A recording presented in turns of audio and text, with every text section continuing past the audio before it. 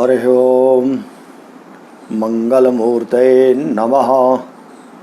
ओम गणाधिपतये नमः। यद्पादपङ्कजध्वानैः श्रुतयः श्रुतिमागता स्पन्दमाना हृदिदेशे ध्याये ब्रह्ममयं गुरुम्। संस्कृतं भारतम आमुख पटल पर आप सभी विद्वज्जनों का, सभी सुधी श्रोता बंधुओं का एवं विद्यार्थी जनों का एक बार पुनः स्वागत है। कल चंद्र युगाध्याय पर चर्चा हो रही थी और एक श्लोक पूर्ण हो गया था। श्लोक की व्याख्या कल हो चुकी थी। आज दूसरे श्लोक से आरंभ करेंगे। इसके पूर्व कल एक प्रश्न आया है, वह वारिधि सिंह का है। वारिधि ने पूछा है कि जब चंद्रमा सूर्य से केंद्र में होता है तो एक केंद्र में तो पूर्णिमा भी हो जाती है, तब पूर्णिमा होने से तो शुभ होना चाहिए, क्योंकि चंद्रमा अगर पूर्ण है, सूर्य का प्रकाश पूरा प्राप्त कर रहा है तो पूर्णिमा तो शुभ मानी जाती है वैसे भी। और यहाँ जो बात कही गई उसमें अधम कह दिया गया कि सूर्य से चंद्रमा केंद्र में हो तो अधम योग होता है, तो ये बात कुछ अटपटी सी लगती है। तो इसका क्या समाधान हो सकता है? हाँ, प्रश्न तो बिल्कुल ठीक है, क्योंकि सहज मन में ये बात उठती है कि जब पूर्णिमा को चंद्रमा पूर्ण है और वह भी जब सूर्य से सप्तम में होगा तो केंद्र में ही रहेगा। तो केंद्र में ही केवल सप्तम नहीं कहा, बल्कि वहाँ तो 1, 4, 7, 10 चारों स्थान हैं। सूर्य के साथ है तब भी, तो सूर्य के साथ होने से तो केंद्र हुआ, लेकिन वह तो एक प्रकार से कहें अमावस्या हो गई, तो वहाँ तो संशय नहीं रहेगा। ठीक है, अगर कह ही रहे थे तो यही कहते कि अमावस्या में रहने से अधम योग रहेगा। और अब बचे 2 केंद्र, तो चतुर्दशम में तो यहाँ सम रहेगा। यहाँ न तो चंद्रमा क्षीण है और न बलवान है, बल्कि सम है। तो पूर्णिमा की जो बात पूछी, वो दरअसल चंद्रमा जब पूर्ण होता है, पूर्णिमा तिथि होती है, तो गुण तो बहुत है, इसमें संशय नहीं है। लेकिन मन है, यही है चंद्रमा, और मन का अतिरेक भी है पूर्णिमा में। मन का अतिरेक माने अति हो जाना। और ये तो आप सभी लोग जानते हैं कि किसी भी कार्य में अगर अति कर दी जाए, जैसे अति दानात बलिर्बद्ध, बलि बहुत दान कर दिए थे, ज़्यादा दान करने से बांधे गए। और देखें जहाँ जहाँ अति आई है, अति माने अत्यधिक, उसकी चरम, तो वहाँ कुछ कमियाँ भी होती चली गई। अब अगर पूर्णिमा को चंद्रमा पूर्ण है तो देखें, अगर ये प्रत्यक्ष अनुभव करें तो चंद्रमा के पूर्ण होने वाले दिन, पूर्णिमा के दिन, अधिकतर उन्माद जो रोगी होते हैं या जो ये बलात्कार आदि की घटनाएं दिखाई पड़ती हैं, ये पूर्णिमा के दिन विशेष हो जाती है, क्योंकि मन की पूर्णता में मन उच्छृंखल हो जाता है। और यही कारण है कि जो ज्वार आता है समुद्र में भी उफान हो जाता है, शरीर में भी एक आवेग होता है, उफान होता है। तो यह भी दोषपूर्ण है।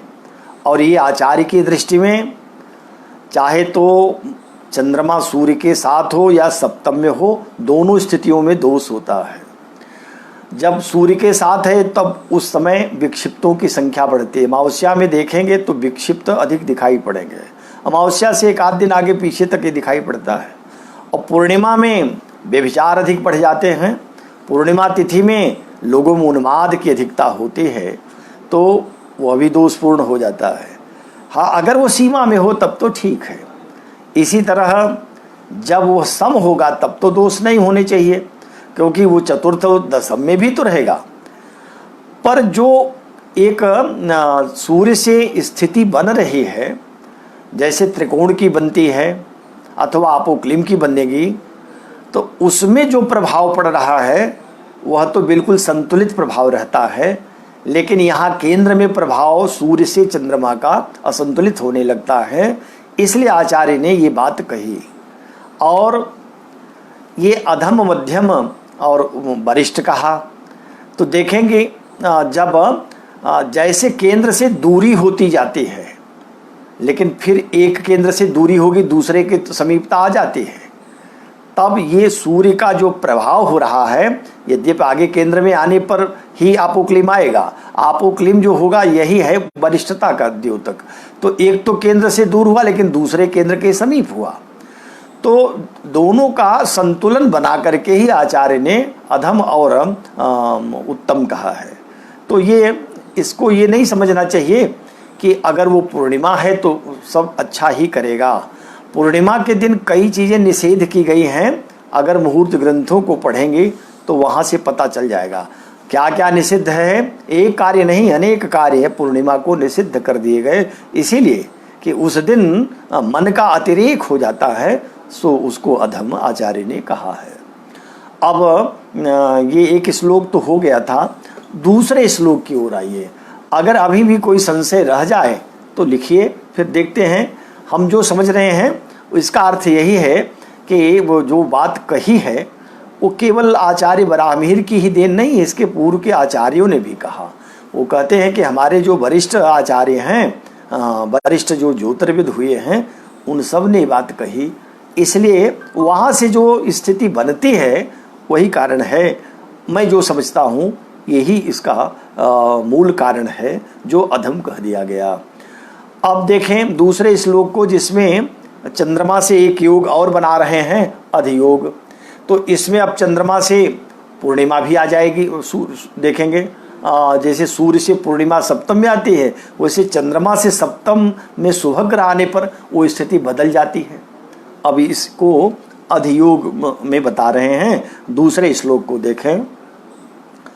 सौम्यै स्मरारि निधने स्वधियोग इंदो तस्मिश्चमूप सचिवश्चितिपाल जन्म संपन्न सौख्य विभवा हत शत्रवश्च दीर्घायुषो विगत रोग भयाश्च जाताः। अर्थ करें, अर्थ होगा सौम्य। सौम्य माने शुभग्रह। कहाँ हो? सौम्य बहुवचन है तीन, तो तीन कम से कम शुभग्रह हों। तीन शुभग्रह कौन है? तो इसमें चंद्रमा से तो चूंकि बता ही रहे, योग सारे चंद्रमा से घटित हो रहे हैं। चंद्रमा शुभ योग तो है, शुभ ग्रह तो है, लेकिन चंद्रमा को छोड़ दें, से सब बृहस्पति, शुक्र और बुध, इन तीनों ग्रहों को कह रहे हैं कि कहाँ आ जाएं? अस्मरारि निधने। अस्मर माने सप्तम स्थान, तो सातवें आ जाएं। अरि, अरि माने छठे स्थान में आ जाएं। अथवा निधन, निधन माने अष्टम स्थान में। तो छठे, सातवें, आठवें सौम्य ग्रह आ जाएं, शुभ ग्रह आ जाएं। और किससे आ जाएं? इंद्रोह। इंद्रोह माने चंद्रमा से।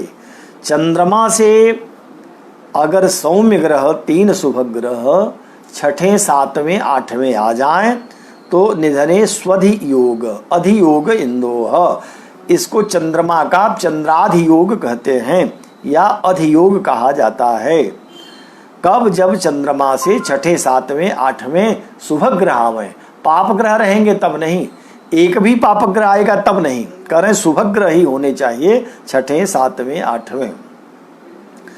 और किसी एक में हो, छठे में हो जाए तब, तीनों ग्रह छठे ही हो जाएं, सातवें आठवें में कोई पाप ग्रह न हो, तब कहा कि तब भी योग घटित हो जाएगा। और अगर चंद्रमा से सातवें तीनों ग्रह आ जाएं, छठे, सातवें, आठवें में कोई पाप ग्रह न हो, तब भी हो जाएगा। आठवें में तीनों आ जाएं तब भी हो जाएगा। कोई तीनों ग्रह 2 में ही आ जाए, छठे सातवें में आ जाए, या सातवें आठवें में आ जाए, या छठे आठवें में आ जाए, तब भी ये योग रहेगा, इसको अधियोग कहेंगे। इसका फल क्या होगा? तस्मिश्च चमूप, चमूप माने चमूपति, चमू माने सेना, सेनापति होता है इस योग में उत्पन्न होने वाला जातक, चमूपति। और सचिव, सचिव माने मंत्री भी होता है, सचिव होगा। और पहले तो चमूपति माने सेनापति अथवा सचिव मंत्री, क्षितिपाल जन्म अथवा राजा ही हो जाएगा। तो इन तीनों में किसी न किसी एक का योग बनेगा, तीनों बन सकता है, तीनों तो हो नहीं सकता, कोई एक होगा। तो क्या हो सकता है, अब इसको और स्पष्ट कर देंगे। कहा कि इसमें तो इतना ही जानिए कि यदि चंद्रमा से छठे सातवें आठवें शुभग्रह आ जाए तब वह योग अधियोग होगा। इसमें उत्पन्न होने वाले जातक या तो चमूप होगा माने चमूपति होगा, अथवा सचिव होगा मंत्री होगा, अथवा राजा कहा क्षितिपाल जन्म, उसका जन्म होगा। कहा कि वो क्या उनकी विशेषता रहेगी, विशेष गुण क्या होगा इनका? तो कह दिया संपन्न सौख्य विभवा हत सत्रवश्य। ये तीनों संपन्न सौख्य विभवा, सौख्य माने सुख, विभवा माने विभव धन, तो सुख और धन से संपन्न रहेंगे। और कैसे होंगे? हत सत्रवश्य, शत्रु का हनन भी करेगा, माने शत्रु को नष्ट कर देने वाला, शत्रु हंता भी होगा। दीर्घायुषो, और ये दीर्घायु होगा, लंबी आयु रहेगी, दीर्घायु होगा। विगत रोग, रोग रहित रहेगा, रोग इसके दूर रहेंगे, माने दूर ही रहेंगे, आएंगे ही नहीं, इसलिए विगत रोग माने निरोगी रहेगा। और भयाश्च जाता, माने रोग का भय भी समाप्त हो जाएगा। अब ये जो अधियोग कहा है, इसमें शुभग्रह अगर बलवान है तो बलवान फल रहेगा, वो निर्बल है तो निर्बल फल होगा। इसीलिए अगर निर्बल हैं तो उस क्रम से देख लें कि चमूपति सचिव और राजा क्रमशः, माने बहुत अधिक बलवान है तब तो तीनों शुभग्रह बलवान होकर पड़े छठे सातवें आठवें, तब तो राजा होगा। उसमें 2 बलवान हो तो सचिव मंत्री होगा, एक ही बलवान है, 2 निर्बल हैं लेकिन रहे तीनों शुभग्रह, तब ऐसी स्थिति में चमूपति कह दे। तो ये सेनापति, ये इस श्लोक का माने अधियोग का लक्षण और उसका फल भी बता दिया। फिर से एक बार देख लें, फिर आगे चलते हैं। कहा सौम्येश्वरारि निधने स्वधियोग इंदोह, इंदोह माने चंद्रमा से, सौम्य शुभग्रह, अस्मरारि निधन, अस्मर 7 अरि 6 और निधन माने अष्टम, छठे सातवें आठवें स्थित हो जाए तब अधियोग, अधियोग नामक योग होता है। तस्मिश्च, इस योग में जो जातक उत्पन्न होगा वह होगा चमूप माने सेनापति, अथवा सचिव सचिव, अथवा नरपति, क्षितिपाल माने राजा होगा। संपन्न सौख्य विभवा हत सत्रवश्य, और इतना वो बलवान होगा कि संपन्न सौख्य विभव, विभव धन और सुख दोनों की संपन्नता बराबर बनी रहेगी। तथा हत सत्रवश्य, शत्रुओं का एक प्रकार से नष्ट कर देने वाला, शत्रुओं को हत माने हत, शत्रु हंता योग, शत्रु जहाँ नष्ट हो जाए जिसके प्रभाव से, ऐसा राजा अथवा सचिव अथवा सेनापति रहेगा। दीर्घायुषो, और दीर्घायु होगा। तथा विगत रोग भयास्य, रोग नष्ट हो जाएगा, भय और रोग दोनों नहीं होंगे, रोग और भय से निवृत्ति रहेगी, ऐसा यह जातः माने जातक होगा। तो ये श्लोक का अर्थ हो गया। एक अधियोग बता दिया, ये बहुत आसान योग है, लेकिन पड़ता कम लोगों की कुंडलियों में है। जब चंद्रमा से छठे सातवें आठवें होगा, ऐसी स्थिति में वो जातक निश्चित ही महान होता है और वह एक प्रकार का शासक प्रशासक ही होता है। वर्तमान में भी जैसे ऐसे योग जिनमें पढ़ते दिखाई पड़ते हैं वह जातक निश्चित ही कुछ न कुछ विशिष्ट पदों को प्राप्त करते हैं। अब आगे देखिए, ये अगला आएगा तीसरा श्लोक। हाँ, तीसरे श्लोक में ये अब चंद्रमा से जो योग होते हैं, सुनफा नफा दुर्धरा और केमद्रुम आदि योग, उन योगों को आचार्य बता रहे हैं। ये भी योग बड़े प्रसिद्ध हैं और प्राचीन आचार्यों से ये प्राप्त हैं। इसीलिए सुनफा या अनफा, तो ये लगता है कि सुनफा अनफा नफा इसमें है, तो ये शब्द तो कुछ बाहर का ही दिखाई पड़ता है, अपने यहाँ का शब्द तो नहीं है। तो इससे ये ध्वनित होता है कि ये इन योगों की खोज जरूर सुजित ध्वज ने किया, या अथवा जो अत्यंत प्राचीन आचार्य हैं उनके द्वारा ये ग्रीक भाषा में भी हो सकता है, शब्द आए तो उन्हीं के यहाँ से प्राप्त हुए हों। लेकिन हमारे आचार्यों ने भी इसको जिस रूप में देखा, उन्होंने नाम यही ले लिया, जो का त्यों ले लिया। तो सुनफा अनफा दुर्धरा और केमद्रुम, तो अर्थ क्या होगा श्लोक पहले देखें तीसरे को। हित्वार्कम सुनफा नफा दुर्धरा स्वान्त्यो भयस्थैर्ग्रहै शीतांशो कथितोऽन्यथा तु बहुभिः केमद्रुमोऽन्यैस्त्वसौ केन्द्रे शीतकरे थवा ग्रहयुते केमद्रुमो नेष्यते केचित् केन्द्र नवांसके स्वपि वदन्त्युक्तिः प्रसिद्धा न ते। अर्थ होगा हित्वार्कम, अर्कम हित्वा, सूर्यम त्यक्त्वा, सूर्य को छोड़ करके, सूर्य को छोड़ करके बाकी कोई भी ग्रह, अब सूर्य को छोड़ा और चंद्रमा से हो ही रहा है, तो ग्रह कितने बचे? 5 ही बचे, क्योंकि कुल 7 ग्रहों से कह रहे हैं। तो 2 तो ग्रह पहले देखा ही नहीं, 2 ग्रहों को माना नहीं। 2 ग्रह कौन? राहु केतु।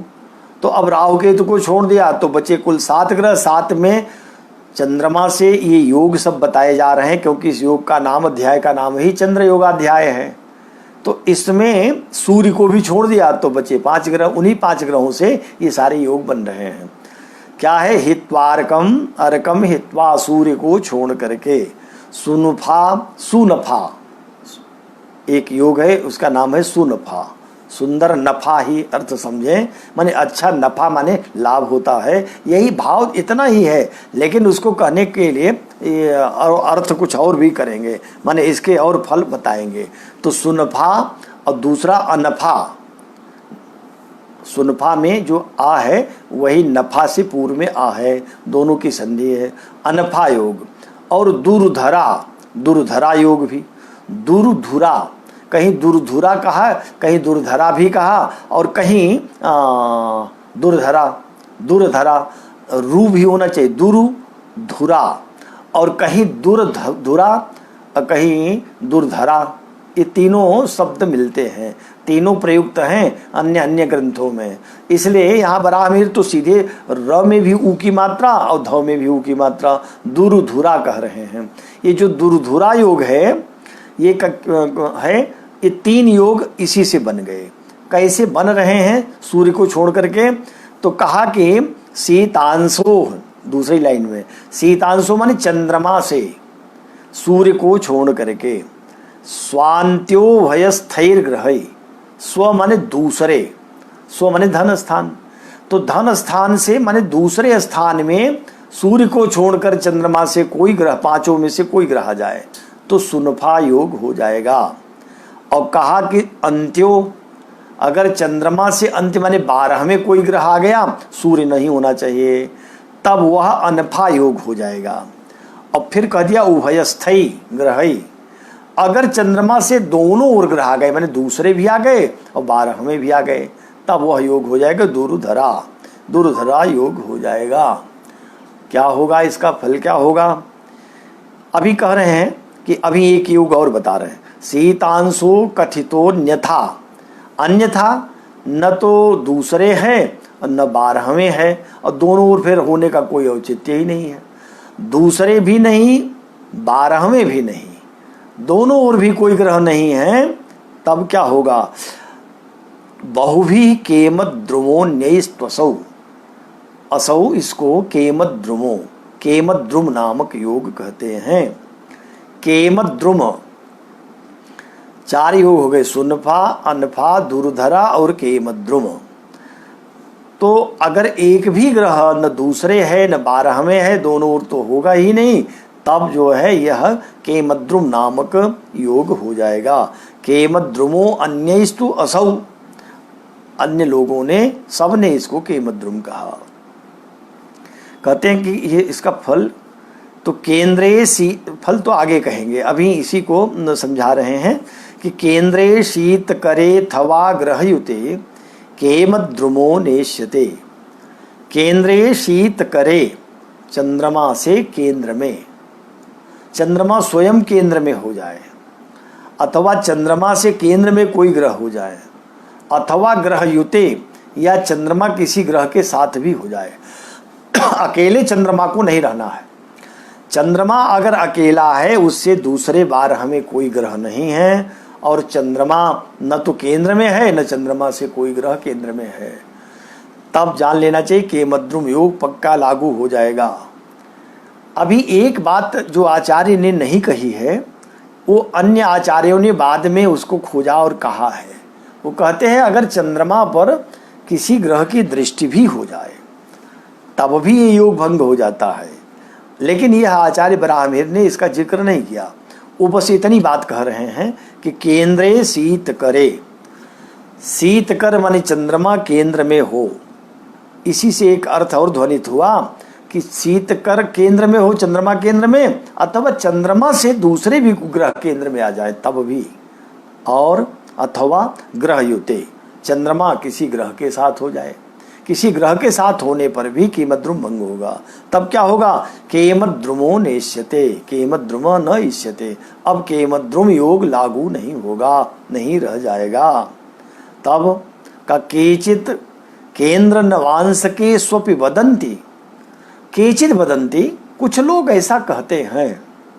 क्या कहते हैं? केचित केंद्र नवांश केसु, नवांश केसु माने यद राशि संबंधी नवांश के चंद्रमा भवति तस्माद राशि चंद्र नवांश राशि, माने चंद्रमा जिस राशि में है उस राशि का जो नवांश है, उस नवांश से भी अगर दूसरे बार हमें कोई ग्रह न हो तब भी इसको केमद्रुम मानिए। ऐसा कुछ लोग कहते हैं। ये सार्वभौमिक नियम नहीं है, सभी आचार्यों ने नहीं कहा। तो कुछ आचार्यों ने तो कहा, तब क्या करें, इसको मानना चाहिए। कहा कि उक्ति ही प्रसिद्धा नते, लेकिन उनकी उक्ति ये प्रसिद्ध नहीं हो पाई, ये चल नहीं पाई, ये बस कथन मात्र है। उनका कहना ये है कि चंद्रमा जिस राशि में है उस चंद्रमा का नवांश, जहाँ जिस नवांश में चंद्रमा बैठे उससे भी दोनों ओर देखिए, अगर कोई ग्रह नहीं है तब केमद्रुम कह दीजिए। बराहमिहिर कहते हैं मैं इससे सहमत नहीं हूँ। क्यों नहीं सहमत हैं? क्योंकि उक्ति ही प्रसिद्धा नते, ये उक्ति प्रसिद्ध नहीं हुई, ये चल नहीं पाई और ये घटित भी नहीं होती। इसलिए ये जो योग हैं इसमें केमद्रुम को बस इतना ही जाने कि अगर चंद्रमा से दोनों ओर कोई ग्रह न हो, चंद्रमा केंद्र में न हो, चंद्रमा से कोई ग्रह केंद्र में न हो और चंद्रमा के साथ भी कोई ग्रह न हो, तब ये केमद्रुम रहेगा। लेकिन बाद के आचार्यों की एक उक्ति प्रसिद्ध हो गई, वो ये हो गई कि अगर कोई दृष्टि भी चंद्रमा पर पड़ जाए, अगर शुभ ग्रह की पड़ जाए, तब भी केमद्रुम भंग होता है। इसको आप देखेंगे जब मंत्रेश्वर की फल दीपिका देखेंगे तो वहाँ मिलेगा। तो बाद के आचार्यों ने इसको मान लिया। पर जो बराहमिहिर के समय तक है, जो अपना मत तो दे रहे हैं, उसमें एक मत जो चल रहा था उसका तो खंडन कर दिया कि चंद्रमा के नवांश से भी, जिस राशि नवांश में पड़े वहां से भी दूसरे बार हमें ग्रह न हो तो उसको केमद्रुम कहिए। पर आचार्य कहते हैं ये युक्ति बहुत दिन चल नहीं सकी, इसको मान्य नहीं किया गया, इसलिए वह उसका कोई अर्थ नहीं है। अब पूरे का अर्थ एक बार देख ले, फिर इनके फलों पर आगे चलते हैं, फिर फल देखा जाए।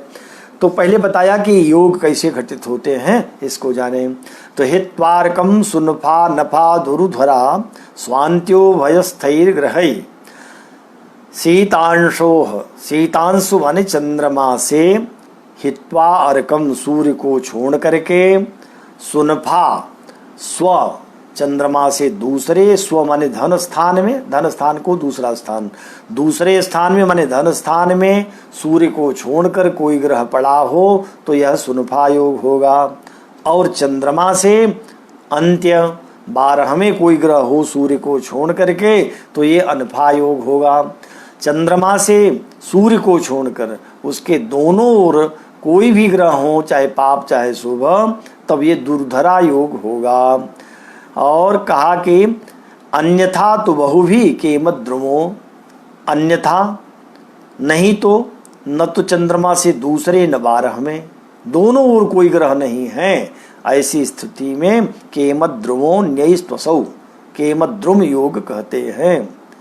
केंद्रे शीत करे थवा ग्रहयुते, चंद्रमा केंद्र में हो या चंद्रमा से केंद्र में ग्रह हो, अथवा चंद्रमा ग्रहयुत हो, ग्रहों के साथ हो, तब केमत ध्रुव योग घटित नहीं होता। कहा केचिद केंद्र नवांसके स्वपि, कुछ लोग कहते हैं कि केंद्र और नवांसक, केचिद केंद्र नवांसके स्वपि, नवांसकेषु अपि केंद्रे, नवांसक से भी, ये दोनों अर्थों में घटाएं, चंद्रमा से के नवांश से यदि दोनों ओर ग्रह नहीं है तो केंद्र, तो यह योग होगा केमत ध्रुव। लेकिन यही एक अर्थ और दे रहा है, केचित केंद्र नवांसके स्वपि, केंद्र भी कह दिया है। नवांश जो चंद्रमा का होगा उससे भी कोई केंद्र में ग्रह आ जाए तो वो भंग हो जाएगा केमत ध्रुव। केचित, ऐसा कुछ लोग कहते हैं। बदंती उक्ति ही, ऐसी उक्ति देते हैं, लेकिन प्रसिद्धानते, ये उक्ति प्रसिद्ध नहीं है, यह घटित नहीं होगा। घटित सिर्फ इतना होगा कि चंद्रमा के साथ कोई ग्रह हो जाए या चंद्रमा केंद्र में हो जाए, चंद्रमा से केंद्र में ग्रह हो जाए, तब यह जो केमत ध्रुव योग है वह भंग हो जाता है। ये हो गया तीसरे श्लोक का अर्थ। अब आइए चौथे श्लोक में। चौथा कह रहे हैं 63 स्वरूप। अब इसी सुनफा अनफा का और विस्तार करके बता रहे हैं कि इनके और कैसे विभाग होते चले जाते हैं। देखें, 63 स्वरूपा सुनफा नफाख्या षष्ठित्रयम् दौरुधुरे प्रभेदा, इच्छा विकल्पै क्रमशोभनीय नीते नवृत्ति पुनरन्य नीति। 63 स्वरूपाः, स्वरूपाः रूप एक को कहते हैं। जहाँ कहीं रूप शब्द आता है संस्कृत भाषा में उसकी संख्या एक मानी जाती है। तो रूपा सह माने एक के साथ, 63 30 और 1 31 हो गया। 63 स्वरूपा सुनफा नफाख्या माने 31 भेद वाले सुनफा अनफा दोनों होते, माने सुनफा के भी 31 भेद होते हैं और अनफा के भी 31 भेद होते हैं। और षष्ठित्रयम् दौरुधुरे प्रभेदा, दौरुधुरे दुर्धरा का कितना है? षष्ठी माने 60, और केवल 60 नहीं, षष्ठित्रयम्, 60 को 3 बार कह लीजिए। तो 60 को 3 बार माने 180, 6 18, तो 180 भेद हो जाते हैं दुर्धरा के। 63 स्वरूपा सुनफा नफाख्या षष्ठित्रयम् दौरुधुरे प्रभेदा। फिर का इच्छा विकल्पै क्रम शोभनीय, इच्छा विकल्पै है, इच्छा विकल्प का अर्थ है क्रमशः विकल्प बनाकर। विकल्प माने इच्छा विकल्प का अर्थ है परिपाटी, जो अब हम लोग पाटी गणित से सिद्ध कर आए। इसके पूर्व योगों में जैसे सिद्ध किया था, एक हर लीजिए एक भाग लीजिए तो उस रूप में करें, अथवा इसको और आसान कर लीजिए, इच्छा विकल्पई माने क्रमशः कह ही रहे, क्रमशः इनका प्रस्तार बना ले। प्रस्तार बनाकर, इच्छा विकल्पई माने विकल्प सहित प्रस्तार को बनाता हुआ शोभनीय, शोभनीय माने अभिनीय, सो ये क्रम सो हो गया। अभिनीय, अभिनीय माने कहना चाहिए, बनाना चाहिए, लाना चाहिए। और नीति निवृत्ति पुनरन्य नीति, जब एक बार इस प्रस्तार से निवृत्ति हो तो पुनरन्य फिर दूसरे क्रम से उसी को प्रस्तार को बनावे, फिर ले आवे। तो ये माने एक प्रकार से स्थान चार बना कर इसको रखते चले और फिर उसी स्थिति को बदल करके दूसरी स्थिति से बना ले, तो ये जो 31 भेद कह रहे हैं वो हो जाएंगे। ये ग्रंथों में इसको इन्होंने समझा भी दिया है, टीकाकारों ने, भट्टोत्पल ने भी समझाया है। और जिस ग्रंथ का मैं प्रयोग करता हूँ ये है अच्युतानंद झा जी की, और इन्होंने जो लिखा है इसमें भी बहुत विस्तार से एक एक को 31 भेद करके दिखाया है। आप 31 भेद कर लीजिए, और भेद करके भी जानना तो यही है, आएगा अंत में सुनफा ही और अनफा ही आएगा, फल यही रहेगा। 31 भेदों के यदि फल होते, या जो दुर्धरा के 180 भेद हो गए उनके 180 फल भी कहते, सुनफा अनफा के 31 भेदों के फल कहते, तब तो इनको जानना बहुत आवश्यक था। लेकिन हम भेद 31 कर भी लें तो क्या आएगा, ढाक के 3 पात, माने वही फिर आ जाएगा सुनफा, फल तो उतना ही रहेगा, वही अनफा आ जाएगा। तो हमको ये जान लेना चाहिए कि इनके क्रमशः प्रस्तार बना लेने से 31 भेद सुनफा अनफा के होंगे, 31 माने 62 भेद हो जाएंगे। और यही भेद दुर्धरा के जब हम करेंगे, प्रस्तार बनाएंगे, तो कितने भेद हो जाएंगे, तो कहा उसके 180 भेद हो जाएंगे। तो हो जाने दीजिए, फल तो बस उतने ही आएगा।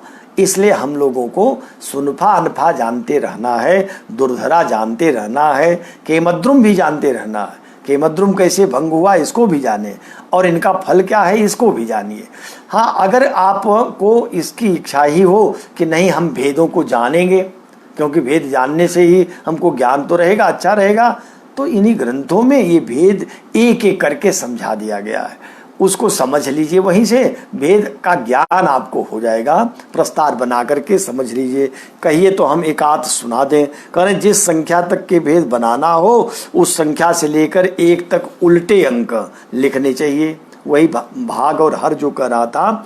तो ऐसे इसी क्रम में आप बनाते जाइए तो बनता चला जाएगा। फिर उन्हीं अंकों के नीचे एक आदि अंक क्रम से लिखने चाहिए। इस तरह अंकों की 2 पंक्ति बनती जाएगी, फिर 1 के बाद 2, फिर 3 और 4 कर लीजिएगा तो ये भेद आ जाएगा।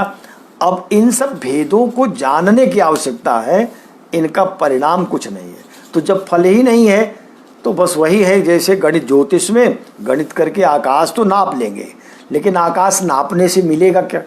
हम बस यही जानेंगे कि आकाश की इतनी दूरी है। जब तक फल न कहा जाए वो व्यर्थ है। ठीक, हम तो वही कहते हैं कि जैसे वृक्ष तो बहुत बड़ा हो, विस्तार से हो, लेकिन उस वृक्ष में फल न आवे तो बस वृक्ष है, बिना फल के सब व्यर्थ है। इसलिए फलेन फलितम सर्वम त्रैलोक्यम सचराचरम तस्मात् फल प्रदानेन, फलेन फलितम सर्वम, फल से ही सब फलित है। तो फलित ही मूल है, फल जानना चाहिए। आइए फल की ओर चलते हैं। हाँ, ये है 5वां श्लोक, 4 तो हो गए। 5वें श्लोक में आचार्य कह रहे हैं स्वयं अधिगत वित्त। अब सुनफा अनफा के फलों को बता रहे हैं। फल ही तो पढ़ने के लिए फलित ग्रंथ पढ़ा जा रहा है। हाँ, फल जानना चाहिए क्या होगा। कह रहे स्वयं अधिगत वित्त पार्थिवस् तत्समो वा भवति सुनफायाम धी धन ख्यातिमांस प्रभुरगद शरीरः शीलवान ख्यात कीर्ति विषय सुख सुवेशो नरव्रतश्चानफायाम। इन सुनफा अनफा योगों के फलों को बता रहे हैं। तो कह रहे हैं आचार्य जो सुनफा योग को पहले बता रहे हैं। स्वयं अधिगत वित्त, स्वयं अधिगत वित्त, अपने से ही वित्त अर्जन करेगा, माने सेल्फ मेड ही होगा, स्वयं बनाएगा। किसी के धन से उसको न तो मिलेगा भी नहीं, और उस धन की इच्छा भी नहीं रखेगा। स्वयं परिश्रम करके धनार्जन करना, अधिगत वित्त, स्वयं अधिगत वित्त, अपने परिश्रम से धन को अधिगत करेगा, प्राप्त करेगा। पार्थिव तत्समोवा, या तो राजा ही होगा, राजा अगर नहीं हुआ तो पार्थिव तत्समहवा, राजा के समकक्ष होगा। राजा के समकक्ष, और राजा, राजा का अर्थ मैंने कई बार कहा है, फिर से एक बार दोहरा दूं कि राजा माने जब कहा जाता है कि राजा होगा तो तुरंत लोगों का ध्यान चला जाता है प्राचीन काल में जो राजा लोग होते थे ऐसा ही राजा होगा, एक राजा। ऐसा नहीं, राजा का अर्थ ये राजयोग में इस राजा को अब न जानिए कहीं भी। इस राजा का अर्थ है कि ये राजा अथवा राजा का कर्मचारी प्रशासनिक पदों पर होना या प्रशासनिक पद में राज कर्मचारी जो भी जिस प्रकार से हो प्रशासन में हो न हो उन सबको राजा ही कहते हैं। राजा के समान राज कर्मचारी भी तो उसी को अर्थ लेना चाहिए। सुनफा योग वाले प्रायः राजा या राजा के सदृश होते हैं। तो अगर राजा नहीं हुआ तो राजा के सदृश माने धनाढ्य होगा, बहुत अधिक धन कमा लेगा और अपने मेहनत से कमाएगा। ये हुआ सुनफा का। और एक बात कह दिया, भवति ही सुनफायाम, सुनफा में होता है धी धन ख्यातिमांस्य। धी माने बुद्धि भी बहुत अच्छी होती, धन भी अच्छा रहता है और कीर्ति ख्यातिमांस्य।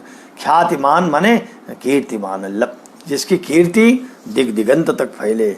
ऐसे कीर्तिमान अपने क्षेत्र में अपने एरिया में जहाँ तक उसका क्षेत्र है वहाँ तक उसकी कीर्ति व्याप्त हो गई।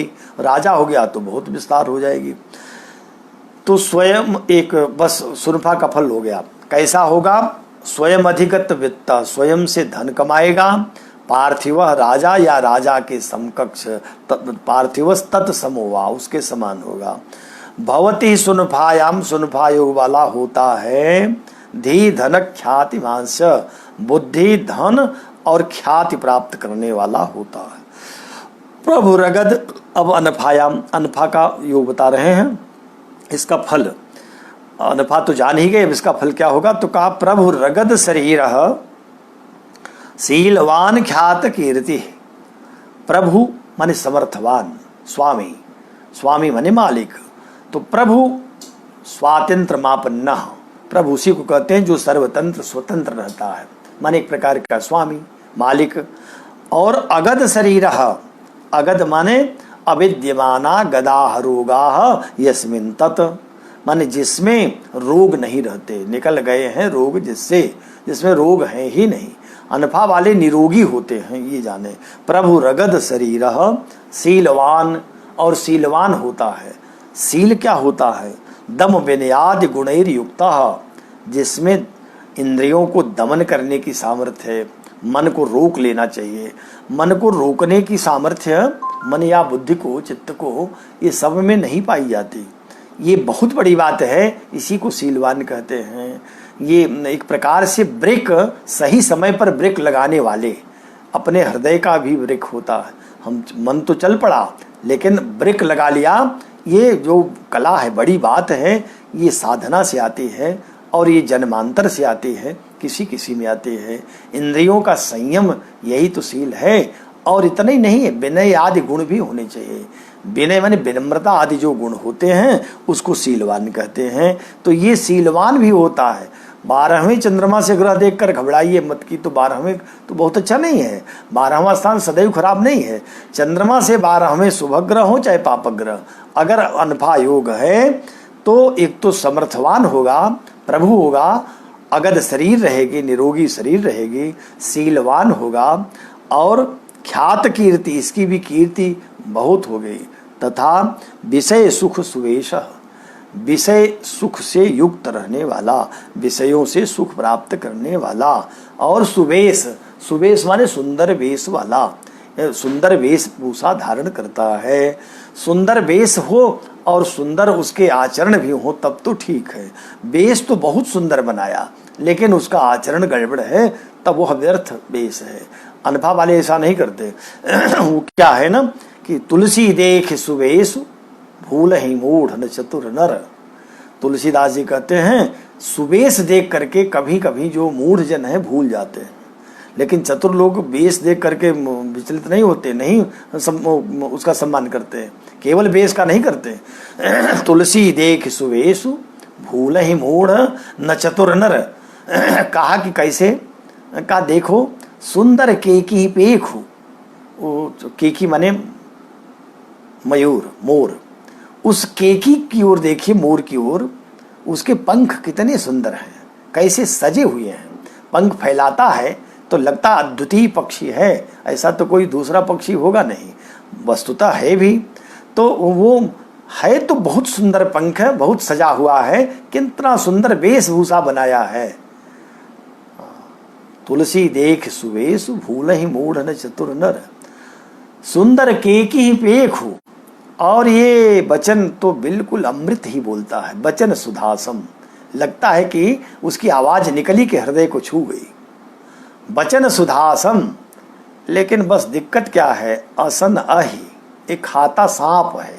सांप माने जहरीली चीजों को खाता रहता है। तो ऐसे लोग भले मीठी बाणी बोले, बहुत बढ़िया वेशभूषा बनाए रखें, लेकिन अगर आचरण ठीक नहीं है तो त्याज्य है। उनको देखकर कभी भी विचलित नहीं होना चाहिए। अच्छा, ये तो हमको सुवेश पर याद आ गया, इसलिए हमने कह दिया। ये होता है अनफा योग वाला जो जातक है, वो विषय सुख सुवेश, विषय सुख से युक्त होता है और सुंदर वेशभूषा वाला होता है। और निरवृतश्चानफायाम, निरवृत होता है माने आनंद युक्त रहता है, प्रसन्न चित्त रहता है। ये कौन? अनफा योग में उत्पन्न जातक। अच्छा, एक बार और इसका ध्यान से सुन लें, फिर आगे चलते हैं। स्वयं अधिगत वित्त पार्थिवस तत्समो वा, जो सुनफा योग में उत्पन्न जातक है, स्वयं धन को अर्जित करता है, पार्थिव राजा या उसके समान होता है। भवति ही सुनफायाम धी धन ख्याति मांस, सुनफा योग में उत्पन्न जातक धी, बुद्धि, धन और ख्याति को प्राप्त करने वाला रहता है। और अनफा का तो अनफायाम प्रभु रगद शरीर, समर्थवान होता है, अगध शरीर माने निरोगी शरीर रहती है, शीलवान होता है, ख्यात कीर्ति प्रसिद्ध कीर्ति वाला होता है, तथा विषय सुख सुवेश, विषय सुख से युक्त सुंदर वेशभूषा वाला, और निरवृत, निरवृत माने स्वस्थ आनंद रहने वाला, आनंदित रहने वाला अनफा योग का होता है। अब 5 श्लोक हो गए, 6ठे श्लोक में आ जाइए। अब दुर्धरा और केमद्रुम योगों का भी फल बता रहे 6ठे श्लोक में। देखिए, उत्पन्न भोग सुख भोग धन वाहनाढ्य त्यागान्वितो दुर्धरा प्रभव सुवृत्य, केमद्रुमे मलिन दुखित नीच निस्वा प्रेष्या खलास नृपतेरपि वंश जाता। कह रहे हैं कि उत्पन्न भोग सुख भोग धन वाहनाढ्य, उत्पन्न भोग, उत्पन्न भोग माने यत्र तत्र तथोत्पन्न भोगई सुखानी, माने जहां तहां जिस किसी प्रकार से भोगों को प्राप्त करता है उनको भूंगते भोग करता है। माने जैसे उत्पन्न भोग माने जहां तहां प्राप्त भोग को वो भोगता है। सुख को भी भागी, सुख का भी भागी है, केवल भोग ही नहीं सुख भी प्राप्त करने वाला भोगता है। और धन वाहन आढ़्य, धन और वाहन से भी संपन्न रहता है। आढ़्य माने धनाढ़्य, आढ़्य माने धनी, तो किससे? धन से भी और वाहन की संपन्नता रहेगी। त्यागान्वितो, और त्याग से जुड़ा माने त्यागी प्रकृति का, त्यागी माने एक प्रकार से कहें तो ऐसा जो जातक होता है वह त्याग माने परोपकारी भी कह सकते हैं। त्याग करना माने एक प्रकार से संयमी, और त्यागी भी परोपकारी भी कह लीजिए। त्यागान्वितो, त्याग से युक्त, और दुर्धरा प्रभव, दुर्धरा योग में उत्पन्न होने वाला, सुभृत्य, सुंदर भृत्य वाला। भृत्य माने सेवक वर्ग, नौकर चाकर। ये बड़े भाग्यवान लोग होते हैं जिनको भृत्य भी अच्छे मिल जाते हैं। भृत्य अच्छे मिलना कि अपने पुण्य कर्मों का ही फल होता है। जिनको भृत्य चाहिए उनके लिए, भृत्य तो न ही हो तो अच्छा है, कोशिश तो जीवन में यही करनी चाहिए, पर राजयोगियों को तो भृत्य चाहिए। तो अगर भृत्य मिलते भी हैं, सुंदर भृत्य हैं, माने ठीक से मनोनुकूल कार्य करने वाले हैं, तो यह भी प्रारब्ध ही है, ये अच्छी भाग्य है। तो बता रहे हैं कि जो दुर्धरा योग में उत्पन्न व्यक्ति होता है वो यत्र तत्र माने उत्पन्न, जहाँ कहीं प्राप्त उत्पन्न भोग है, उस भोग को और सुख को, सुख भी कह रहे, भोग सुख भूख, उसको भोगने वाला, और धन वाहन आढ्य, धन वाहन से युक्त, त्यागी, त्याग करने वाला, त्यागी माने दान भी करने वाला, त्याग करेगा माने देता है, तभी तो त्यागी है। तो परोपकारी, त्यागी, दानी, कुछ भी कह लीजिए, उससे अन्वित माने युक्त, और सुभृत्य, सुंदर भृत्य वाला। कौन होता है? दुर्धरा प्रभव, दुर्धरा योग में उत्पन्न होने वाला। और केमद्रुम में पैदा होने वाला, उसको क्या मिलेगा? वो कैसा होगा?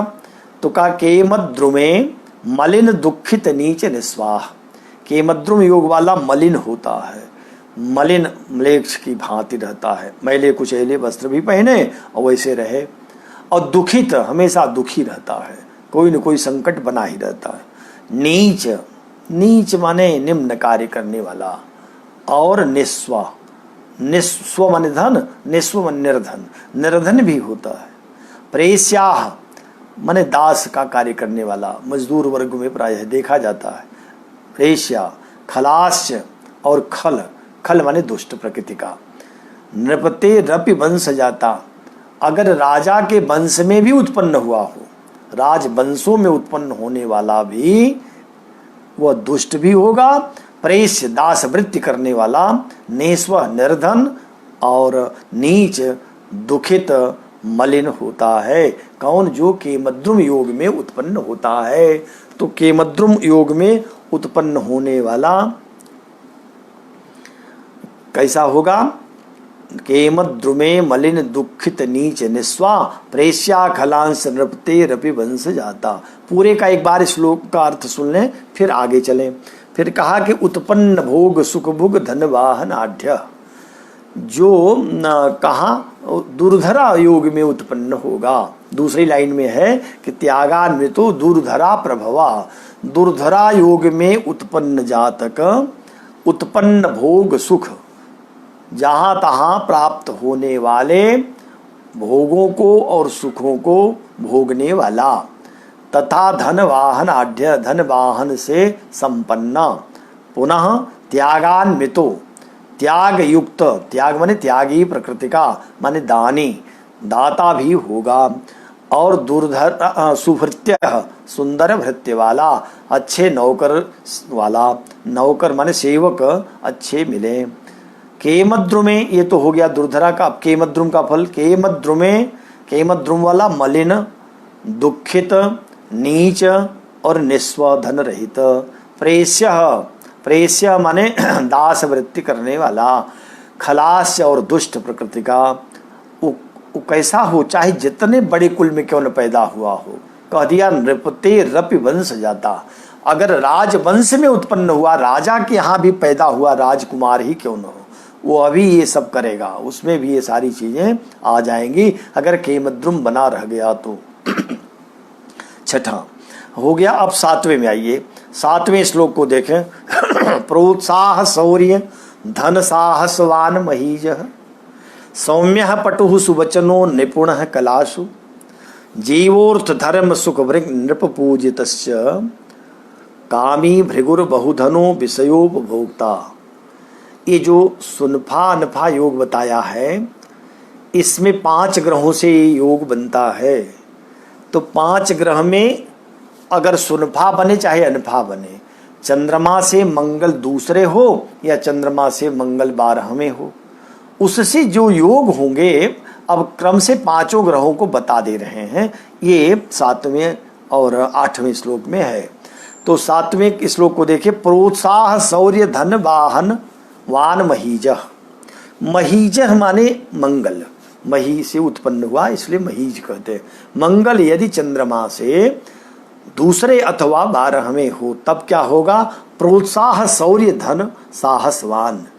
एक तो होगा वह प्रोत्साहित, उत्साह संपन्न। उत्साह संपन्नता भी बहुत बड़ा गुण है। जब उत्साह बनता है तो जो आपके पास सामग्री भी कम हो तब भी बड़े से बड़े कार्य कर लेने की सामर्थ्य आ जाती है, बड़े कार्य हो जाते हैं। उत्साह बहुत बड़ी चीज़ है। उत्साह जरूर जीवन में रहना चाहिए। इससे बड़ी शक्ति और कोई शक्ति नहीं है। जिस दिन व्यक्ति में उत्साह घट जाता है, समाप्त हो जाता है, उसको लगता है हमारा जीवन ही व्यर्थ हो गया। इसलिए जीवन को हमेशा उत्साहित बनाए रखना चाहिए। देखें, ये तो तय ही है कि आज नहीं कल विदा होना है, लेकिन जब तक जीवन है चमक करके जीना है, प्रसन्न होकर जीना है, उत्साह से कार्य करना है, उत्साहित बने रहना है। इसीलिए कहा ये मंगल वाला बहुत उत्साहित होता है। उत्साह, प्रोत्साह और शौर्य स्वाभाविक है, शूरता वीरता तो इसी में रहेगी। शौर्य भी रहता है, शूरवीर। धन साहसवान, धन भी रहेगा और साहसवान। अब उत्साह और साहस में अंतर है, एक ही बात नहीं है। साहसी प्रकृति का होना ये अंदर का विषय है। जो साहस है ना, ये आत्मा के गुण है। उत्साह बुद्धि में आता है, अब ये कार्य करना है, लगे रहना है। और साहस माने देखिए, कार्य तो सब करते हैं, लेकिन जो साहसी प्रकृति के व्यक्ति होते हैं वो असंभव को भी संभव बना देने की क्षमता रखते हैं। ये किस कब आएगा? जब चंद्रमा से मंगल दूसरे बार हमें सुरभा या अनुभा में कहीं हो, तो मंगल से इतने फल आते हैं। प्रोत्साह, शौर्य, धन, साहसवान, महीज। और सौम्य अगर बुध हो तब तो कहा सौम्य पटु बहुत चतुर होता है। बुध के रहने पर चतुर व्यक्ति होगा। सुवचना और सुंदर वचन भी बोलने वाला, वाणी बहुत अच्छी होगी, जो बोलेगा लोगों को आकृष्ट करेगा। निपुण कलासु, सभी कलाओं में निपुण रहेगा, कला में निपुण चतुर होगा। और जीवो अगर बृहस्पति है तब अर्थ धर्म सुख भुंग, तो वह अर्थ माने धन, सुख, अर्थ और धर्म, धार्मिक भी होगा अर्थ से, और सुख को भूंग माने प्राप्त करने वाला, भोग करने वाला। अर्थ, धर्म और सुख सभी को प्राप्त करने वाला। सुख से काम समझिए, अर्थ से धन समझिए, और धर्म तो है ही। ये अर्थ, धर्म, काम तीनों पुरुषार्थ की प्राप्ति कर लेता है जब चंद्रमा से बृहस्पति दूसरे या 12वें होते हैं।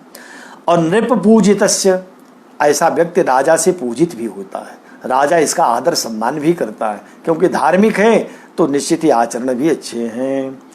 फिर कहा कि कामी भृगुर बहुधनो विषयोपभोक्ता, अगर वह शुक्र हो जाए, भृगु शुक्र आ जाए, तब कामी, काम में उसकी रुचि अधिक होती है, काम भावना अधिक रहती है। बहुधन, धनाढ़ भी बहुत होता है। और विषयोपभोक्ता, विषयों को भोगने वाला, विषय सुख में मन लगा देने वाला रहेगा। एक बार फिर 7वें का, इसमें कुछ खास नहीं, केवल अर्थ ही हो रहे हैं, तो ये तो आसान है, इसलिए आप लोग बहुत आसानी से समझ जाएंगे। और फिर एक बार देख करके आगे बढ़ते हैं। प्रोत्साह, शौर्य, धन, साहसवान, महीज।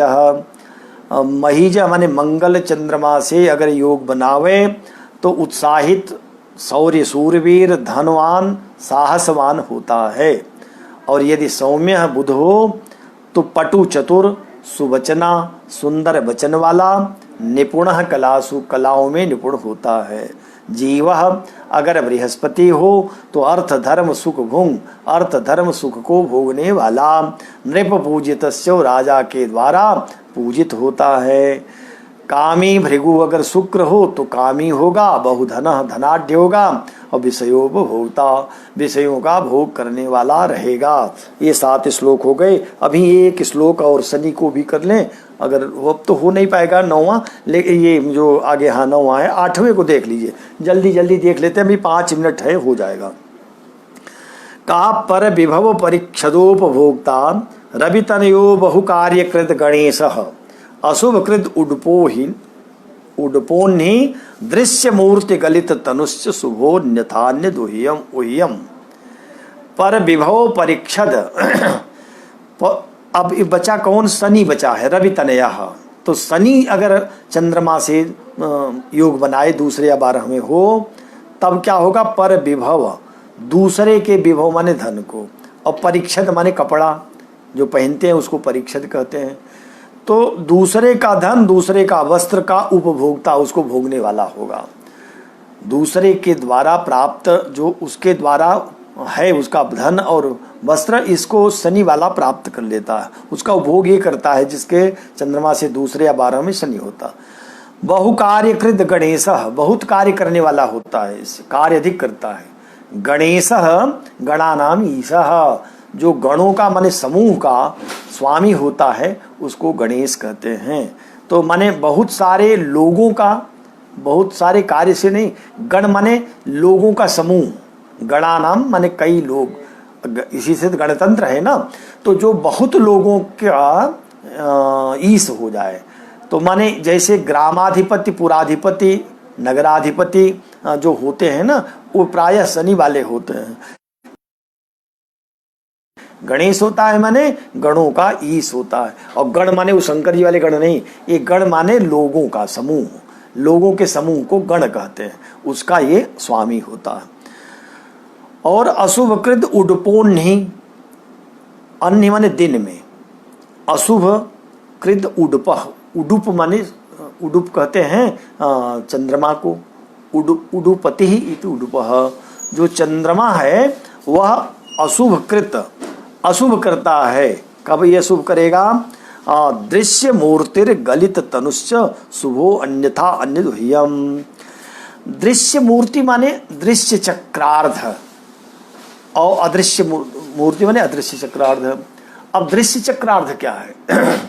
यह बात जब आयु प्रकरण चल रहा था तो वहाँ बताया था, जो सप्तम स्थान है यहाँ से लेकर के द्वादश तक, यह तो दृश्य चक्रार्ध होते हैं।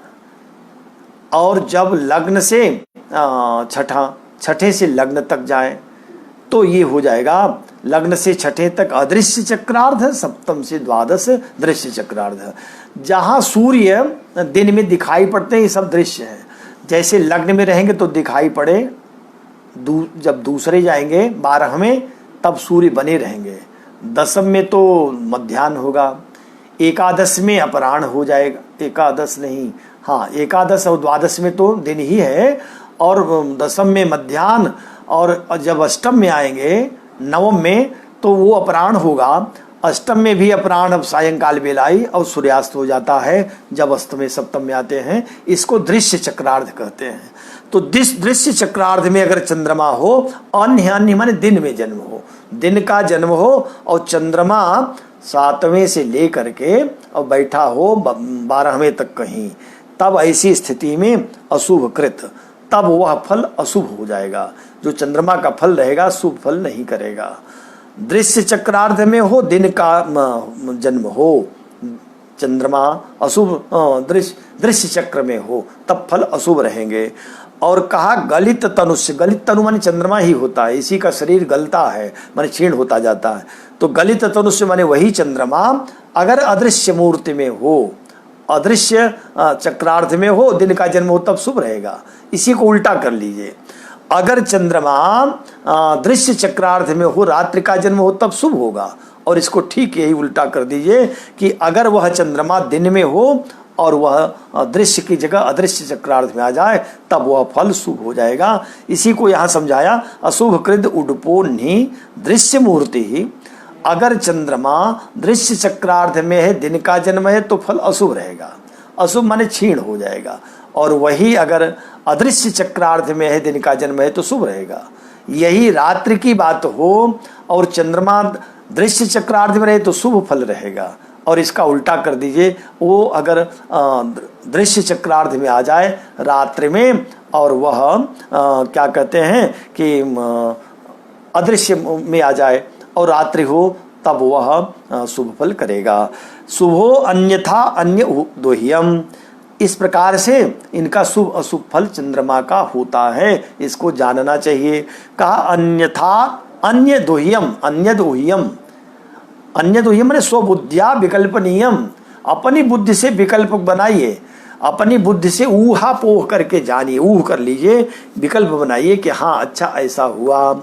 माने क्या अर्थ हो जाएगा, फिर से एक बार देख लीजिए, टाइम तो हो गया लेकिन एक बार देख लीजिए जल्दी में, 8 श्लोक हो जाएं, कल इसको पूरा करके फिर हम जो है विग्रह 14वें अध्याय में आ जाएंगे। कर पर विभव परीक्षदोपभोक्ता रवि तनया, अगर शनि चंद्रमा से दूसरे 12 में हो तो ऐसा जातक दूसरे के धन को, दूसरे के वस्त्र को भोग करता है, और बहुकार्यकृत बहुत कार्य करता है, गणेश बहुत लोगों का स्वामी रहता है। और यही चंद्रमा का जो फल बताया गया, अशुभ कृत उडपो अन्ही दृश्य मूर्ति, दृश्य चक्रार्थ में है, दिन का जन्म है, तब अशुभ फल करेगा चंद्रमा। अगर यह रात्रि का जन्म है और दृश्य चक्रार्थ में तो शुभ फल करेगा। यही चंद्रमा अदृश्य चक्रार्थ में है, दिन का जन्म है तो शुभ फल करेगा। यही चंद्रमा अगर दृश्य चक्रार्थ में रात्रि का जन्म है तब भी शुभ करेगा। शुभो अन्यथा ऊह्यम, अन्यथा अपनी बुद्धि से ऊहापोह कर लेना चाहिए, ऊह करके विकल्प बना करके जान लेना चाहिए। ये 8 श्लोक पूरे हो गए। 9वां श्लोक जो अंतिम श्लोक है, अब आज तो नहीं हो पाया, कल पूरा करके फिर 14वें अध्याय में प्रवेश कर चलेंगे और ईश्वर की कृपा होगी तो अब बहुत दिन नहीं, जल्दी ही कोशिश की जाए कि फल ही तो है, आप लोग समझने लगे हैं, सब जानते हैं, तो जल्दी जल्दी बृहद जातकम समाप्त किया जाए। अस्तु सर्वे भवन्तु सुखिनः, सर्वे सन्तु निरामया, सर्वे भद्राणि पश्यन्तु, माँ कश्चित् दुःख भाग भवेत। सभी के प्रति मंगल कामना करता हुआ अपनी बात समाप्त करता हूँ। जयतु संस्कृतम, जयतु भारतम, जयतु ज्योतिषम। शुभम होयात।